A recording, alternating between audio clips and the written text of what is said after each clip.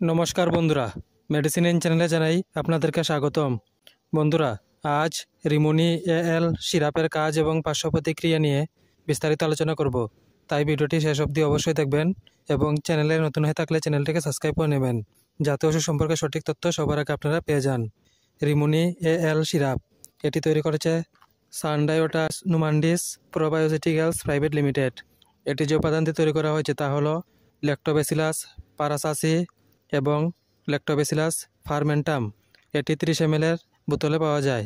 রিমোনি AL syrup হলো একটি anti allergic probiotic syrup.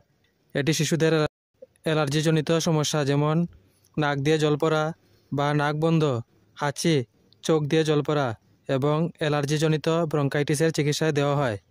এছাড়া অ্যাটোপিক ডার্মাটাইটিস এবং রাশ ও ত্বকে চুলকানি হলেও এই ওষুধ সেবন করার পরামর্শ দিয়ে থাকেন চিকিৎসক। এই ওষুধ সেবন করার নিয়ম হচ্ছে শিশুর বয়সের উপর ভিত্তি করে 2.5 ml অথবা 5 ml করে প্রতিদিন একবার খাওয়ার পরামর্শ দেওয়া হয়। এইভাবে 1 মাস খাওয়ার পরামর্শ দিয়ে থাকেন চিকিৎসক। এই ওষুধ সেবনে সাধারণ কিছু পার্শ্ব প্রতিক্রিয়া দেখাইতে পারে, তা হলো বমির ভাব বা বমি। যদি এরকম সমস্যা দেখা দেয় তাহলে ওষুধ সেবন বন্ধ করে অবশ্যই চিকিৎসকের পরামর্শ নেবেন। বন্ধুরা, ভিডিও ভালো লেগে থাকলে লাইক, কমেন্ট, শেয়ার অবশ্যই করবেন। ধন্যবাদ।